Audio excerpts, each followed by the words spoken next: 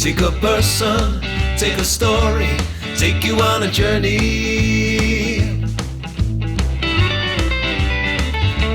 It's your take.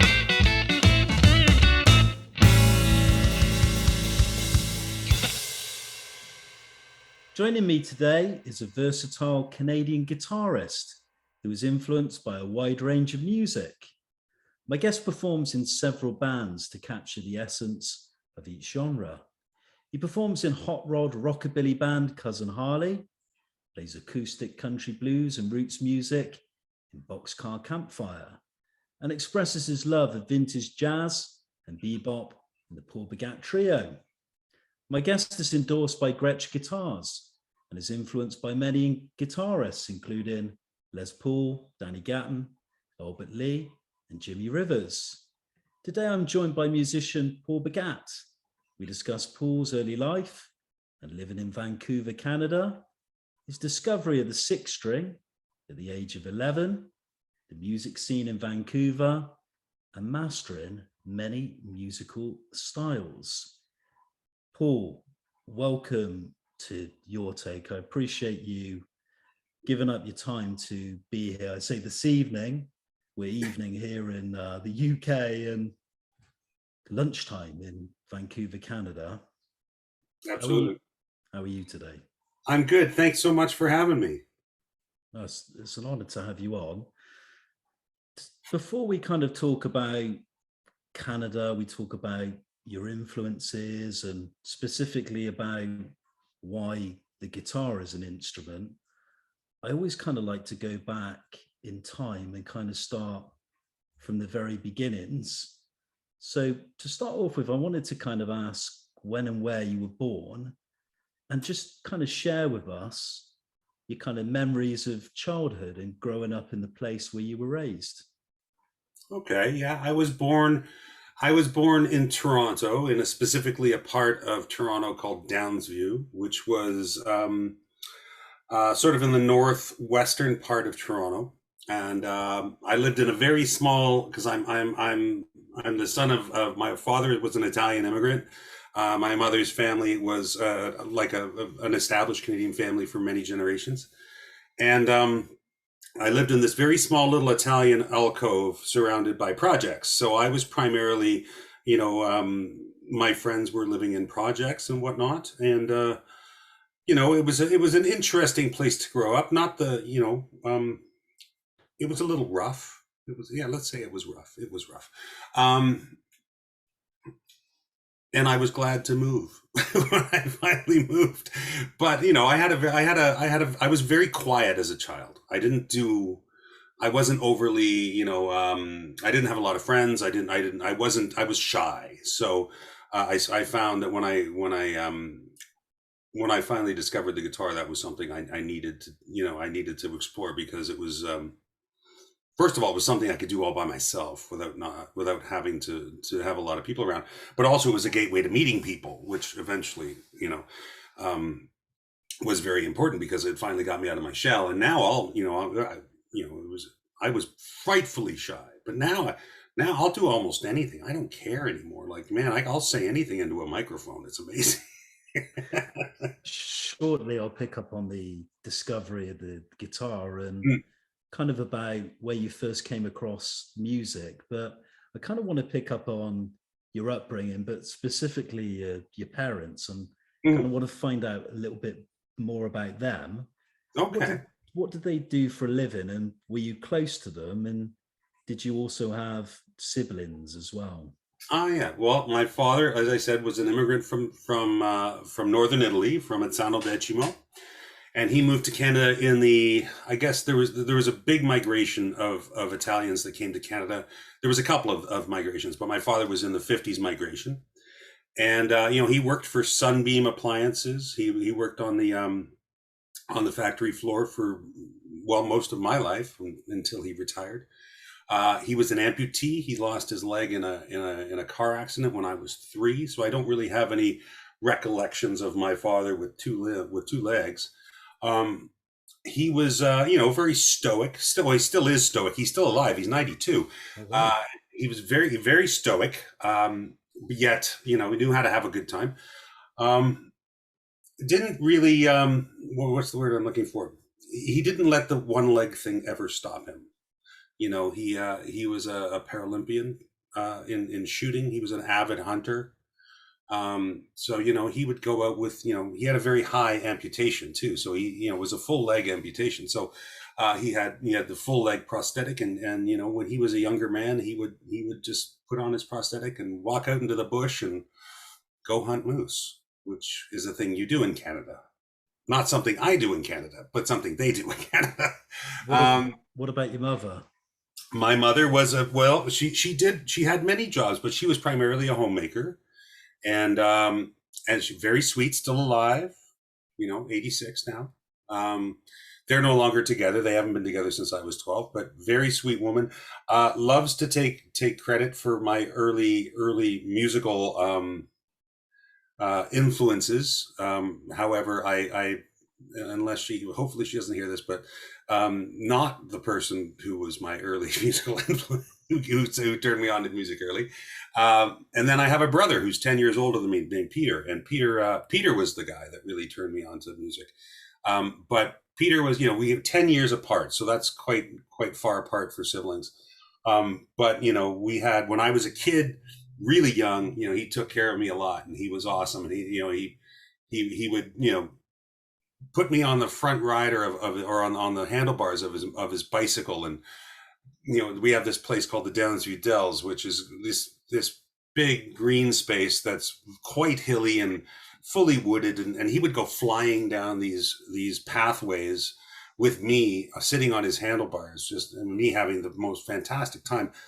Probably extraordinarily dangerous, but that was what we did back then. The things were, and he would, he had a motorcycle when I was in public school. So, he dropped me off at school on his Harley and stuff. And, it was, he was a bit of a badass back then. So I had a big badass brother who took care of me. Kind of a male brotherly role model. I kind of want to talk about music. Did you come from a kind of musical family? And if not, what kind of music were you kind of listening to in the household, or what kind of music were you discovering at a young age that really kind of turned you on and maybe kind of wanted to inspire you to actually pick up a six string and start playing? Right. Well, this is where my mother comes back in. My mother says, "Oh, but we had records," but I have absolutely no recollection of us having really any records in the house. There was not a lot of music in our house. My mother had an Eddie Arnold record. My mother had a Zamfir record, and I had the 45 for Daydream Believer by the Monkees, and a K-Tel compilation called Kooky Country, which had Hot Rod Lincoln on it, and all the sort of novelty songs from the 60s and early and 50s, from country and early rock and roll stuff. But I would primarily listen to the radio and what was on the radio at the time. So my diet throughout the 70s, when I was quite young, was just pop radio. But then I remember hearing Sweet, Fox on the Run, and that was one of the first songs that really caught my attention. But I would guess the inspiration to start playing guitar, well, there was a few, but it would have to be AC/DC. When I first heard AC/DC,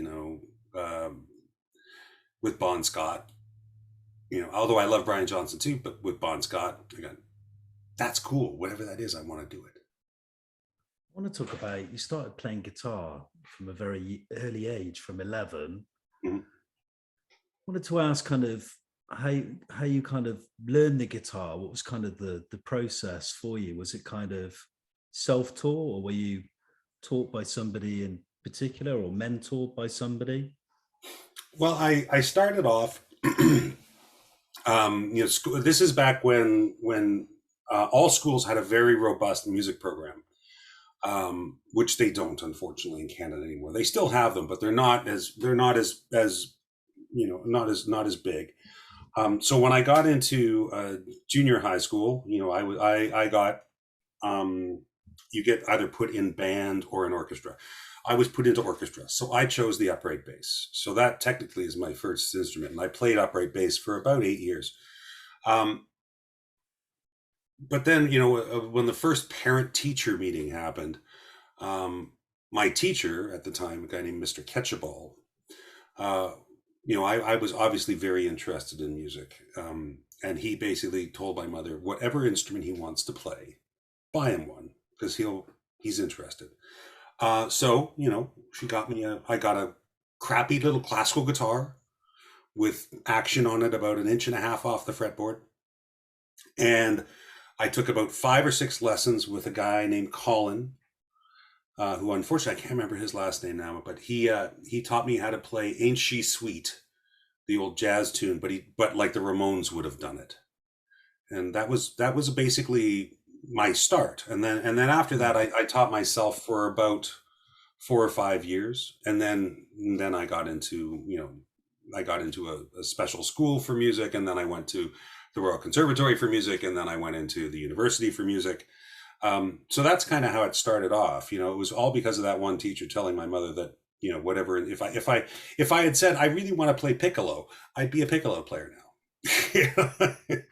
I want to talk about gigging, because am I correct that you were performing live from the age of about 12, performing regularly in downtown Toronto? I kind of wanted to ask what bands and musicians you were back in, and what are your kind of memories of the live music scene during that time in Toronto, Canada? Oh yeah, that was fun. Well, it was probably between 12 and 13. I had been playing for at least 1.5 years by the time I started playing in the bars. But that was a time, it seems like that time, the early 80s, was the Wild West, because you could do whatever you wanted. I was all right. I'm a big guy, and I was big for my age. So, but I was still obviously underage to be in a bar, because the drinking age at that point was 19, I think. And I was obviously not 19, but I was as big as a 19-year-old, because I've always been big. And my best friend at the time, a guy named John Wilson, he was even bigger than I was. We were giants in our school. And we started playing together in junior high school, and then we just started getting gigs, and they would just let us come into bars and play shows, which is amazing, because you could never get away with that now. Like, there's no way. There would have to be paperwork, there would have to be parental supervision. We would just, we were also living, like I said, just around the project, so we were living very independent lives at 13, 14 years old. So we were let's just say we were probably, what's the word I'm looking for? Not bad children, but we were not, schoolboys, so to speak. So we would just, go out all night and play in bars, and we had a great time. We'd be playing to, we'd play in the corner pub, or we'd go downtown and play Larry's Hideaway, which was basically Toronto's version of CBGB's. And, we'd have all kinds of different audiences. We'd have one night we'd be playing to a whole bunch of, new people from Newfoundland that were, came to Toronto to make their fortune. And then they'd have these little bars, and we'd play to them, and we'd be playing, classic country and 60s and 70s rock and roll. And then we'd be, if we were playing Larry's Hideaway, we'd play something a little heavier. We'd be playing more like AC/DC and stuff like that. Performing live from such a young age, and obviously performing to different audiences, performing different styles of music, what do you think it taught you musically, and what opportunities do you think it helped create, sort of constantly gigging in different environments? Well, I think if anything, it taught me, we call it, there's a group of musicians amongst Canada. In Canada, I don't know if this term really translates to a lot of other places, maybe the United States, but we call it heads up hockey. So, there's no plan. You just got to keep your head up, and you got to watch everybody and what they're doing, and work your way through the song. And that's what we used to do. We would go, we would get someone request a song, and we go, well, I don't know, maybe he knows 3 chords, and maybe I know a part of the verse, and we just figure it out on the fly. So being able to make music up in real time, I think that, if anything, that was the that was the beginning of it. And that's what made me eventually, get interested in jazz music, because I really liked that part of it. I like to rehearse too, and I like to have parts and stuff like that, but I really like the idea of going in cold and just keeping your head up and making really good music. So that would be, I think that of anything for the early years, that would be the thing that really got me. And that you could actually play music and make money, which was really an interesting concept to me, because I didn't know any professional musicians.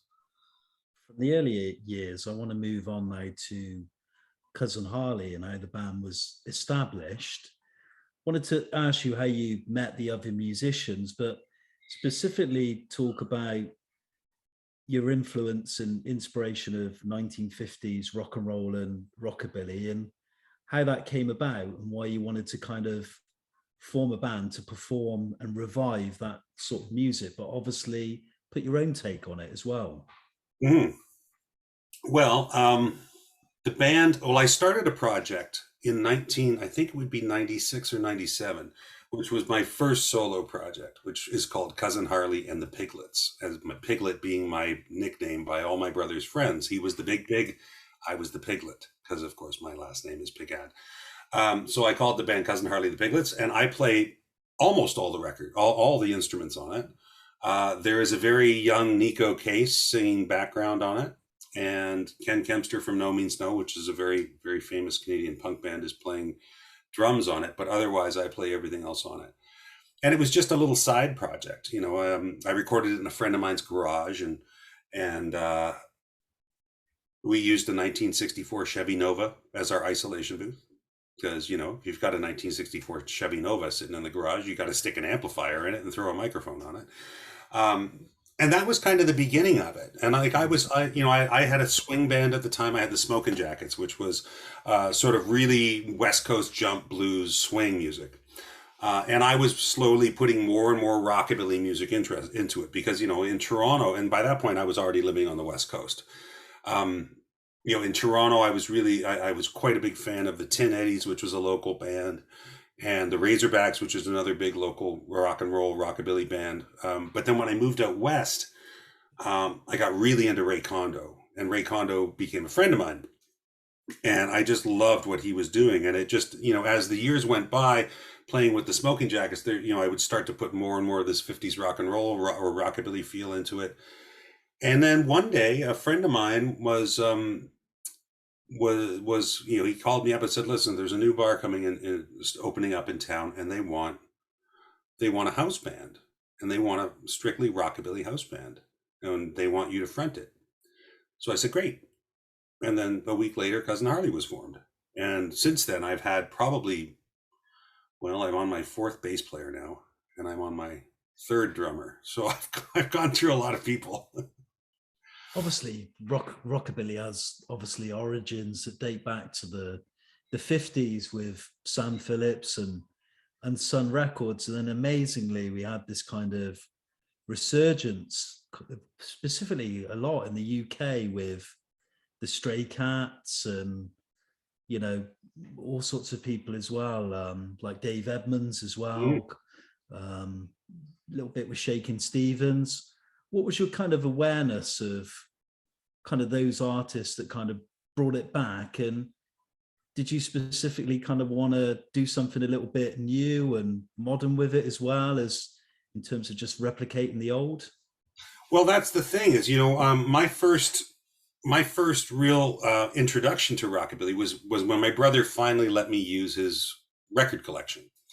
And my brother was, he was a new wave punk, in the 70s and in the late 70s, and liked all different types of music, but he didn't have a lot of old stuff. So my gateway was through Robert Gordon. So, he had a Robert Gordon record with Chris Spedding playing guitar. And I listened to that and go, oh, this is the stuff for me. I love it. And then, of course, I through that, and of course, the Stray Cats were international. Everybody, they were on the radio all the time. And of course, I knew who Dave Edmunds was because my brother had a Dave Edmunds record. So, I was probably about 14 or 15 when I started listening to that, but I didn't really get to playing it until about 5 or 6 years later. But the thought, what really drew me to it because even though I was, I have metal tendencies. I was a metalhead as a kid. I was also a punk, and I loved the idea that rockabilly was 50s punk rock. That's really, to me, that's what it equated to. This is the music for kids. It's about rebellion. It's basically, that's the formula for punk rock. And I loved that about it. And I loved modern punk rock. So I loved rockabilly and modern punk rock. And I liked metal. And I played a lot of country because that's what you did, in the 80s, playing in the bars in Toronto. So I thought, well, I'm not going to pigeonhole myself. I'm going to take everything that I've learned that I enjoy playing, and I'm going to put it together. So that's why when you listen to a Cousin Harley record, there's definitely, especially the latest one, is very punky. It's got a punky feel to it, but there's a country feel to it. Sometimes there's a blues feel to it. Sometimes there's a mambo feel to it. I don't know what it's going to be. It's basically whatever I feel. I'm not a purist at all. I appreciate people that want to be purists. That's great. But I'm not going to sing Elvis Presley any better than Elvis Presley ever did. So why should I even try? I better make it my own. And that's the way I've always looked at it. I wanted to come on and talk a little bit about recording and the recording process. Do you have a particular recording technique to capture your sound? And of the albums you've produced so far, is there a favorite? And if so, why? Well, I try something different on every record. The first two records, which were recorded in Victoria on Vancouver Island, were recorded at the SOS Studios, which stands for the Sea of Shit, which was where the Dayglow Abortions recorded. It was a very punk rock studio, as you could guess, called the Sea of Shit. It's a punk rock studio. And that one was, primarily straight to dad, with very few overdubs. And then, the next couple records we recorded at Heavy O Sonic, which was a little bit more slick, and there was a little bit more overdubbing and isolation and whatnot. And then we recorded a live record or not a live record, but basically live off the floor in the Netherlands, which is the Dutch sessions. And I'd say that was my favorite. And now the last couple of records I've recorded completely differently. I've recorded all my parts, and I recorded all the guitar parts and sent them to the band, and then they learned to play around me, and then I re-recorded the guitar parts with them. So that was a completely different way of doing things than I've ever done before. But my favorite of all of them, although I really love the new one has got a vibe to it that it's more the vibe of the record than the recording of the record. I love the energy of the new record. But the Dutch Sessions record, which we did on a whim. We had 3 days off while we were on the road in the Netherlands. And a friend of ours, Will Karras, has a little recording studio in his house. It's one of those very typical Dutch houses that's about 4 feet wide and about 100 feet high. And up on the top floor in his bedroom was the recording studio. And our bass player was literally standing in a shower stall. And I was sitting beside the booth, and Jesse was at the foot of the bed, and everything was mic'd up. I forget where the amp was. The amp was downstairs or something like that. And I went in, and I was as I say, we're on tour, so I had my guitar with me. I had my general rig with me, but I walked into his house and I said, "Listen, I'm not going to play any of my own stuff. I'm not going to play any of my own gear." And he had all these Gretsches on the wall. And he said, "Well, pick any one." I said, "No, I don't want any of those." I said, "Show me," because I knew he had a very big collection. I said, "Show me your crappiest guitar." So I went into a closet, and buried in the back of his closet was an Echo Tramp, which is a thin line cutaway, made probably in the late 60s, Echo branded, but made by Vox. And it had, its strings were just gray and corroded and just nasty. And I picked it up and I went clang, clang. I go, "That's the guitar I'm going to use." So I said, "That's great." And he had a Ampeg Reverber Rocket. And I said, "There you go. That's the rig. That's what I'm going to play." And I played the entire record on that. And it's my favorite sound. It's the sound of the band I love the most, because it's raw. There's nothing pretty about it. It's well recorded. It's really well recorded, very well mixed and mastered. But it's just, it's just punky. Whilst we talk about recording, I'm interested. We always hear this debate from musicians about the old analog way of recording as opposed to the digital. Do you have a preference, and do you have a little bit of a romanticism for the old analog recording process, or not? I'm old enough to remember recording analog. So, in fact, the first recordings I ever did were straight to tape. You know what? There is there is something to be said tonally about recording direct to tape. There's a certain warmth and just like, most people think that distortion is not pleasing, but there's a very pleasing factor. The ear loves distortion, and digital distortion is not great. Analog distortion, tape saturation is fantastic. No matter what kind of plugins you get, you're never going to get the same sound as tape saturation. You just can't. I've tried it. I've been in the studio. I got this plug-in. It's going to sound exactly like a Stucky on, we're pinning it. You're going, no. If you listen to Jailbreak by AC/DC, you can hear the needles pin on that song. You can just see the needles go and just get completely pinned to one end. And so you can't really duplicate that. I love the sound of it. I don't love the finality of the recording, but everybody's got to be on the ball. There can't, because I'm picky when I'm recording. I'm very picky. And if I hear something I don't like, it'll drive me nuts until it's fixed. So I'm not one to let something pass. So I do like the digital recording part of things. But there is a place here in Vancouver called Afterlife Studios. Basically, the way you track is I believe you track digital, and then it dumps directly to 2-inch. So basically you're dumping to 2-inch about 0.2 of a second after you actually track. So you can't listen to the 2-inch playback, because the 2-inch playback will, you're all delayed from it. But basically you get the best of both worlds, is that you do have the option of going back in and fixing things, but you are getting the sound of a true 2-inch tape saturation.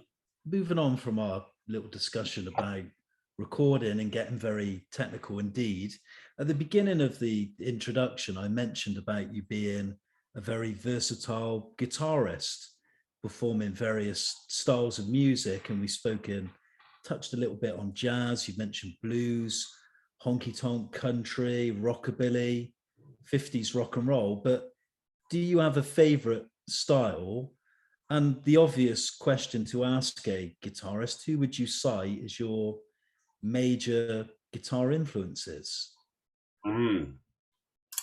Well, that's a difficult question, because, if I'm sitting here listening to music, I might listen to Django Reinhardt 1 minute, and then I might listen to Iron Maiden the next minute. I like a lot of different things, and I think that's partially, or in fact, that's entirely how I've gotten my style, is I don't really listen to one style of music. If I had to pick one, I would pick a time period rather than a specific style. I'd pick the 2 decades between 1935 to 1955, or 1960. So 2.5 decades. That era of music, no matter where it's from, seems to really resonate with me. I like country music from that era. I like jazz music from that era. I like blues from that era. That's kind of my era. Not that I say I don't like stuff from later, because I just said Iron Maiden and AC/DC, but that's the stuff that I will gravitate to the most. Now, as for guitar players, that's tough. Because I listen to so many of them. I can't say enough about Django Reinhardt. I think Django Reinhardt is possibly will be one of the most important guitar players of all times. Not only because of the physical limitations that he overcame, but it's about the sheer beauty of his melodies. Like, he's melodic. It's not, there's no patterns. Like, there's no pattern work. It's not just formulaic. It's every note is melodic in his playing. I know you mentioned Jimmie Rivers, and that exactly the same thing. Another guy that's purely a melodic player. So, if I had to pick a handful of guitar players, I would say Django Reinhardt, Jimmie Rivers, Tal Farlow, Charlie Christian. You've worked with and toured with a number of musicians, and from Neko Case to Caroline Mark, the Blind Boys of Alabama, and many, many more. Who have you enjoyed working with the most and why? And are there any musicians you'd like to team up with and collaborate with in the future? Ah, sure. I've had great times with all of those cats, and like I've played with, James Burton was an awesome guy to play with. I'm buddies with Albert Lee. He's fantastic. But I went on tour. Incredible, Albert Lee, isn't he? Oh, he's a phenomenal unreal. player. Such a phenomenal player, and just one of the nicest people you'll ever meet. Like, he truly is genuinely the sweetest guy I've ever met. But I toured with Jacob Dylan, Bob Dylan's son, for a while. I only did a couple of little things with him, a couple tours with him, and I really enjoyed that tour. Like, I loved, because first of all, I was playing out of my comfort zone. Like, I'm not really the guy who would play the Wallflowers material. But it was really awesome that I had the chance to do it. And I tell you, there's nothing more exciting than playing the first four notes of One Headlight to an audience, because once you hit those first four notes, everybody knows what that song is. And, that was a massive hit. And Jacob was awesome. He was so good to hang out with. And, when I'm used to touring rough and ready, as I like to call it, like we get in a van and we drive, we're in Canada. So, we might drive 13 hours to the next gig because Canada's a big place. And then I'm the guy driving, and I'm the guy who's got to, with Jacob, it was really nice to be treated, to that level of, of rock stardom where, I had my own guitar tech, and I would, we did rehearsals, and my guitar tech came up with a tape measure, and he measured my setup. And then I would just show up, and my setup was exactly the way I liked it. My guitars were in tune, and I'd finish the gig, and I'd put my guitar down, and I'd start to pack it away. And he would say, no, don't worry, you go. And he would do that for me. And, I liked that. That was a great gig.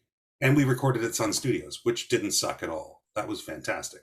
Yeah, I imagine that was an incredible experience with the sheer history and the whole influence of the place and what it means in terms of music history, all those pioneers, and of course the great Sam Phillips as well.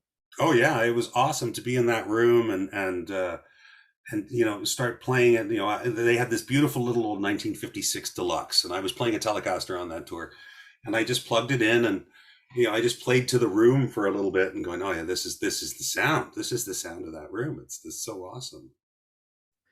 I want to talk about now guitars. I mean, for me, specifically talk about Gretsch, because the first time I saw a picture of Eddie Cochran playing that Gretsch, I thought I just need to own one of these guitars.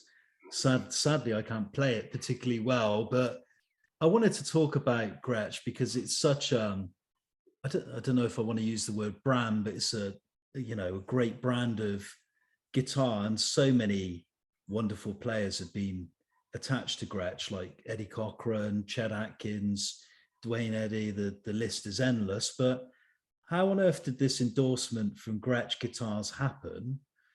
And what for you makes Gretsch so special? And why did you choose to play that particular make of guitar, even though you're not holding a Gretsch at the moment? I'm holding the Gretsch at the moment. I'm holding a 68 Telecaster. There's nothing wrong with a 68 Telecaster. I had done a series of instructional DVDs. I guess that was in the early 2000s, and they had become very popular. I sold a lot of them, or the company that I worked for sold a lot of them. I'll say that. And I was going down to play Viva Las Vegas. And one of my students at the time was part of the Gretsch forum, the Gretsch pages. And at that point, I think that was the only Gretsch forum at the time. And, he told everybody on the Gretsch forum that I was going to be down at Viva Las Vegas. And they were all very excited. They said, this is the guy that taught us all these great rockabilly ideas. So they said, meet us. We would love to meet you. Can you meet us at the Gretsch booth? So I went down to the Gretsch booth. I got to Vegas and I went down to the Gretsch booth about 2 or 3 hours before my show. And they introduced me to Joe Carducci, who was the head guy for Gretsch at the time. And, he didn't know who I was, and I didn't know who he was. But he said, everybody seems to really think you're a great guitar player. Do you want to use our gear for the show? And I had brought a beautiful 1963 Gibson ES 125 TDC for the show. And I said, well, yeah, why not? Why not? I'll try. Because in Canada, finding a decent Gretsch through when I was a kid and all the way in, until they started remaking them, but, to find a vintage Gretsch was near impossible.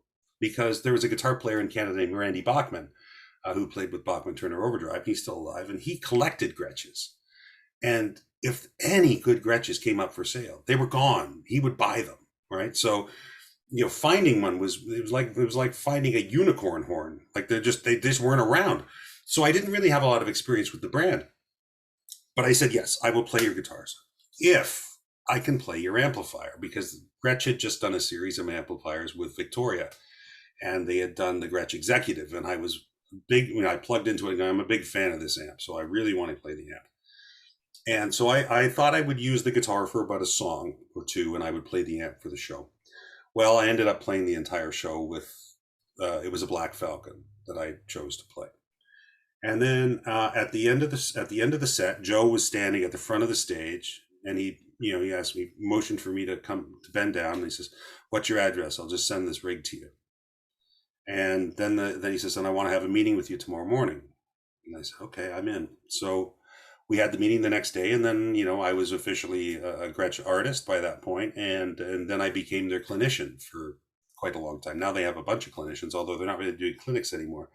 But yeah, so that's how it all started. It was just on a freak happenstance that we met up. But the guitars are great.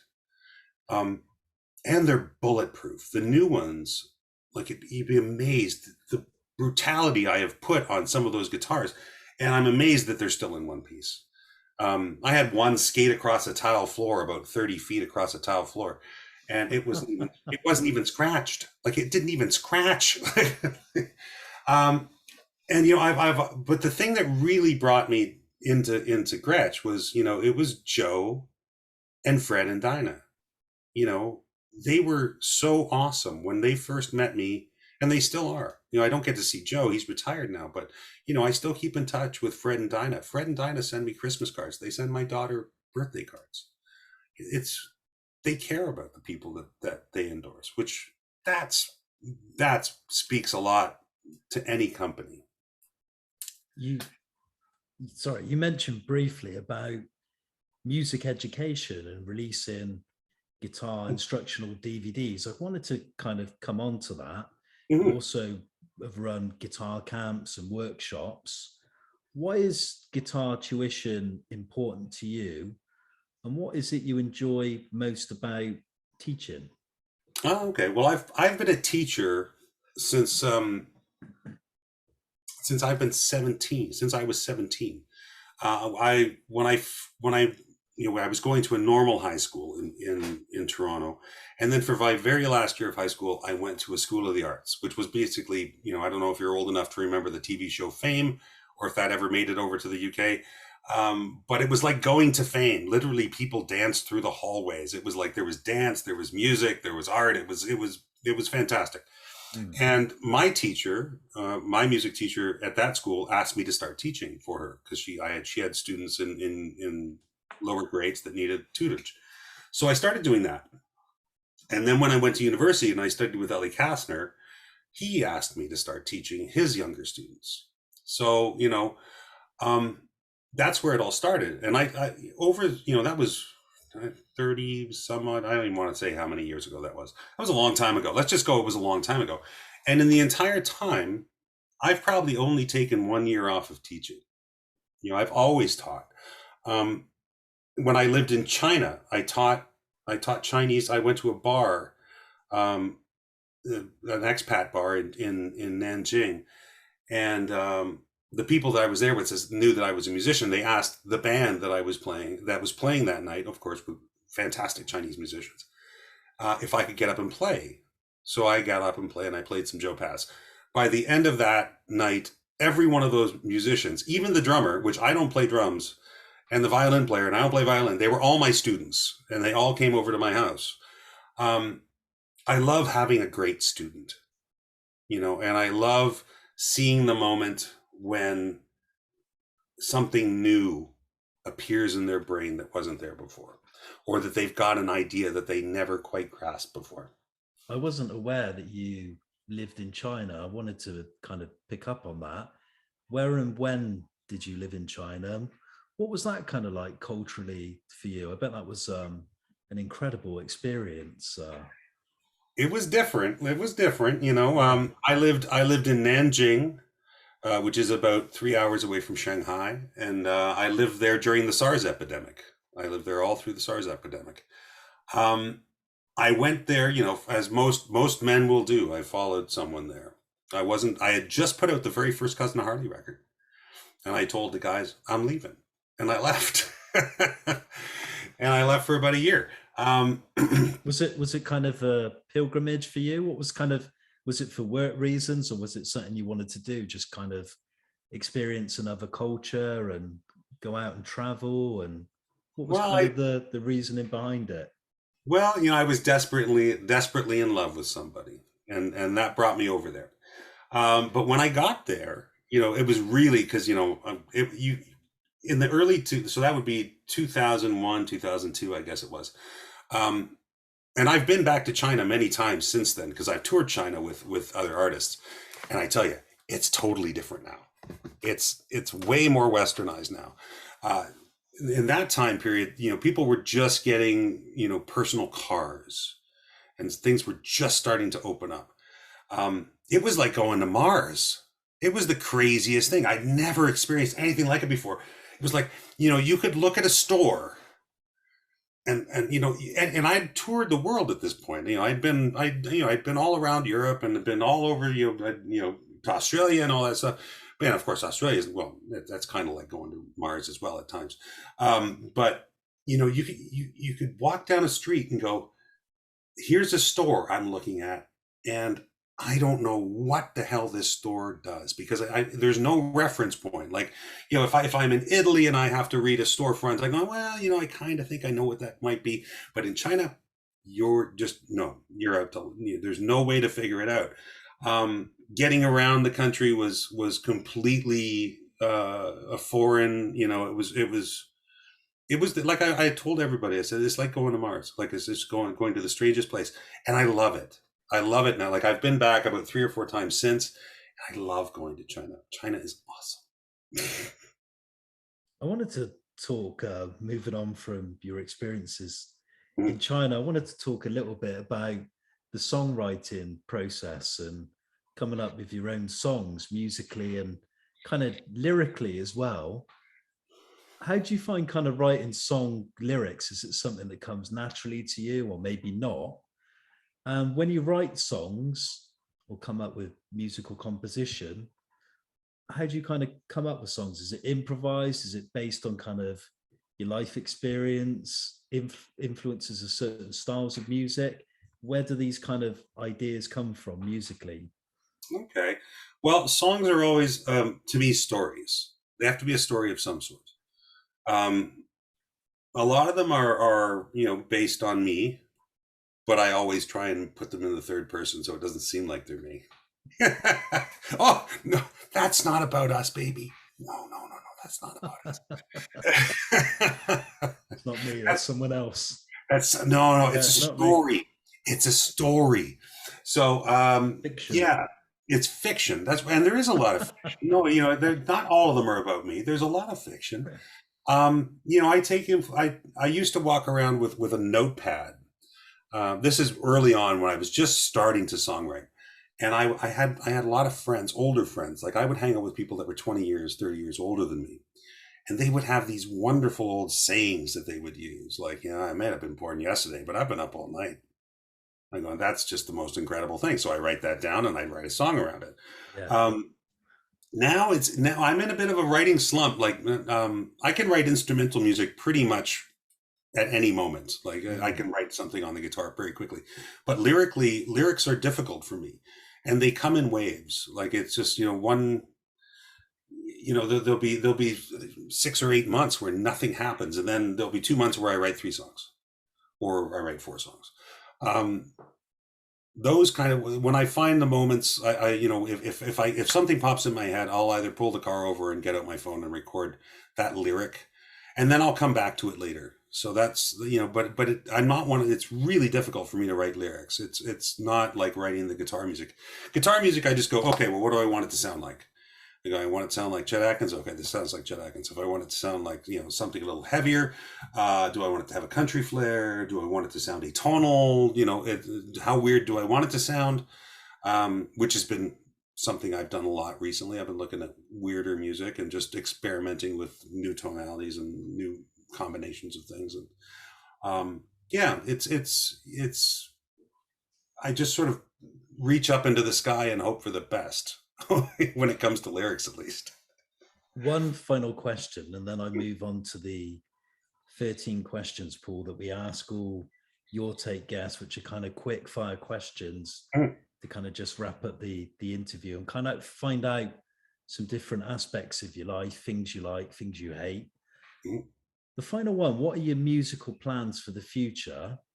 And are there any modern young guitarists or musicians you kind of recommend, or you can see are kind of going to make waves in the music industry in the future, and who you'd like to maybe collaborate with at some point in your career? Oh, okay. Well, there's a few guys. What I'm planning on is I'm going to be definitely do another Boxcar Campfire record coming up soon. And every time I do a Boxcar Campfire record, I always say this one's going to be solo. And I started off solo, and then I go, you know what that needs? That needs this. And then it should have this. And then by the end of it, it's a full band record, right? So my plan, and hopefully it will happen, is that I will probably do another Boxcar Campfire record in the next year, and that it will be solo. And it will probably be myself and a single electric guitar. Because, a great example is, there's nothing quite that sounds, there's the human voice in an acoustic guitar. We've heard that a million times. Billy Bragg doing New England, with one voice and one electric guitar, is one of the most powerful sounds I've ever heard. So that's the way and I'm not going to play like Billy Bragg, but although I would love to be able to write a song like Billy Bragg, write a song. But that's the sound I want to do. And I'm probably going to be doing collaborations with 2 of the guys that I was going to tell you about. One of which is Whit Smith from Austin, Texas, who plays in a band called the Hot Club of Cowtown. He's one of the best acoustic Western swing guitar players on the planet. In fact, I might say he might be the best, although I don't like using the word the best. There is no best. Collaboration I just finished, which was a long time dream of mine. I did a record with a guitar player from Toronto named Kevin Bright, who, in my opinion, he is my favorite guitar player who lives on this planet as we speak. And then I'm going to be doing a collaboration with another one of my favorite guitar players, which is Stephen Ulrich from a band called Big Lazy from New York. So those are the guys that I would say that might not be, they're not your everyday, everybody knows who they are. Guitar players, but everybody should check out Whit Smith, Stephen Ulrich, and Kevin Bright. Well, Pigat, it's that time to move on to the final 13 questions. Unprepared. These are quick fire questions, so don't think about them too much. Here we go. Number 1, Paul. What would you say is your favorite pastime? Guitar building. Okay, so we've spoken pretty much the whole interview about your love of music, playing, and your influences, but we turn now to cinema. What would you say is your favorite film and why? Jim Jarmusch's Dead Man. Why? Because of the soundtrack. Yeah, am I right? It's Neil Young. Neil Young, yeah. Yeah, interesting choice, actually. We've not had a Jim Jarmusch. Nice for somebody to choose kind of an indie art house film as well. Mhm. From cinema now to novels, who would you say is your favorite novelist? Oh, that's a tough one. Tolkien. The Lord of the Rings. Yeah. If you could have had a different profession, what would it have been? That's a tough one. I really have never thought about anything other than this. Luthier. Next one, who, sorry, who would you say in life has been your greatest inspiration? My greatest inspiration. Ellie Kastner, my teacher at the University of Toronto. Do you read a newspaper? And if so, which one? No, I try not to read the news. It just makes me sad. Can be very depressing, especially at the moment with Yeah. everything that's going on. We move on to food now. What would you say is your favorite food? Favorite food. Oh, that's a tough one. I would say, oh, geez, Indian food. Let's go with Indian food. Because, unlike being in England where you have Indian food everywhere, finding good Indian food in Canada is not easy. I could quite easily eat Indian food probably every day of the week. I love hot, spicy curry. Yeah. We've spoken a lot about musical icons, but if you had to choose a favorite cultural icon, who would you choose? Cultural icon. Let's go with Andy Warhol. A favorite curse word, what would you choose as your favorite curse word? You can say it and why. Oh, fuck. Fuck, because I say it all the fucking time. Most people choose that one as well. That's a common. I've had a few guests say, "Oh, I never curse. I'm saying nothing," and I think, really, surely. Come on, everybody says fuck. What would you say is your favorite place or holiday destination? Holiday destination, I would say the island of Maui. Why is that? Maui, well, I've been to a few of the Hawaiian Islands. Maui has just got it's the best of all of them. It's still, there's still a lot of like, it's been like, if you want to go out for a fine dinner, you can go out for, like, if you go to Kauai, you can't go out for, like, there's just not a lot of places. And the waves are, I'm not a surfer, but I love watching people surf. The waves are great. Yeah, it's the weather is perfect. Like, even though I'm not really a sunshine guy, I don't really like a lot of sunshine. I live in Vancouver. I like rainy gray days, but it never gets too hot. It's paradise. Tricky one maybe for you, this one. Who would you say is your favorite music artist, and what would you say is your all-time favorite album? Ooh, that's a tricky one. Favorite music? Oh, well, we'll just, I always go back to AC/DC because it meant so. I still love listening to AC/DC. Favorite record by AC/DC? That's a tough one because there's so many good ones. Highway to Hell. What would you say is your greatest achievement today?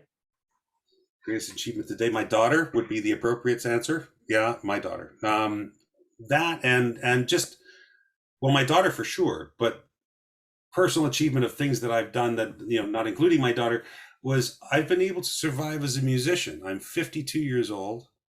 I don't have a record deal. I've never had a proper record deal. I have my own record. I started my own record label. And when I was a kid, I always thought what would be great is if I was able to make music and be able to support myself. So that's my biggest thing. How old's your daughter now? She's 6. Yeah. Yeah. And what's her name? Eleanor. She's awesome. Oh, and nice.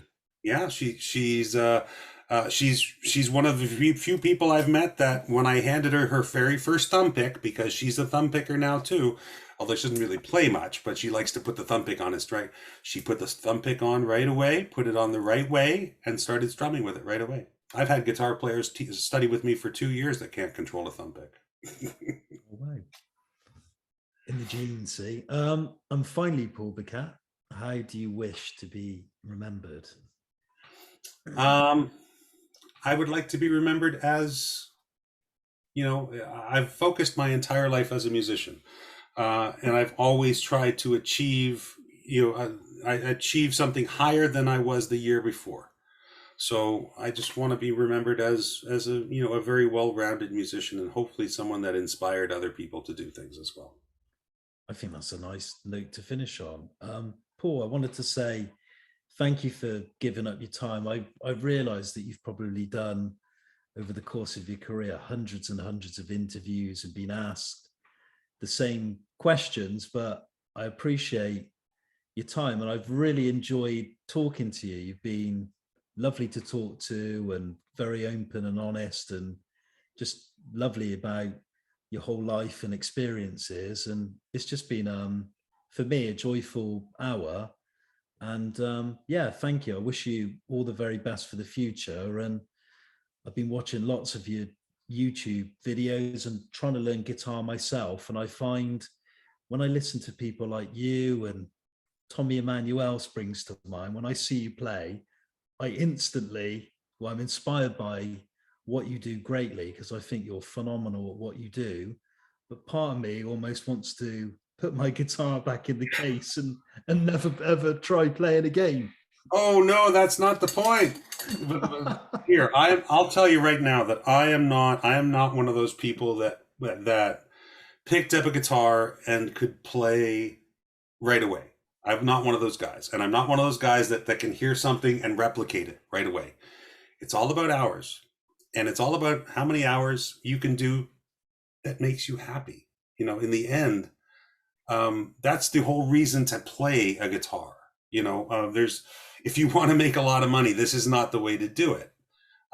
If you want to be happy, this is a great thing to do if it makes you happy.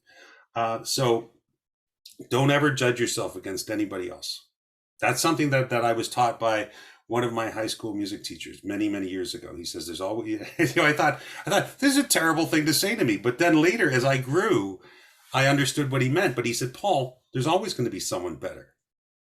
So this is not, basically what he was saying is something that I've always agreed with, is there's no competitiveness to music. Music is all about having a good time and enjoying yourself. And if, playing 3 chords, if that feels good, then that's awesome. If you want to play like, Joe Pass or Pat Martino, then that's awesome. Doesn't matter. In fairness, a lot of great records were made on just 3 chords, weren't they? Some of the greatest records were made on, some of them were made on 1. Thanks a lot. I wanted to ask you, are there any chances of coming to the UK, and how can people learn and find out more about your music? Where can they access that and hear it? Well, I'm hoping, I was planning on, of course, before the pandemic, we were supposed to be in Europe. And then, we thought maybe we'd do it this year, but then I thought, no, I don't want to push the envelope. So I'm hoping in 2023, we'll at least get to Europe. I don't know. It's been a very long time since I've toured the UK. And that was I've never toured the UK with Cousin Harley. I've always toured the UK with other artists. But I've got my fingers crossed. My friends at Gretsch Europe, who are based in the UK, they talked about maybe doing some clinics next time I'm over in the UK, and then hopefully I'd love to go to Scotland and Ireland again. As for my music is available on all streaming services, and of course available on iTunes. If you're looking for my more obscure stuff, like with the record I did with Kevin Bright, that is called The Shut-Ins 3-Ring Circus, and that's available on Bandcamp.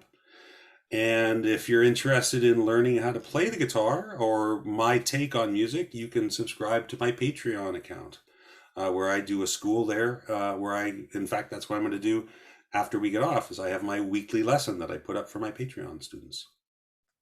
I'll leave you in peace for your musical lesson, but yeah, I wish you all the very best, and thank you once again for taking part on your take. Oh, thank you so much for having me. I really appreciate it.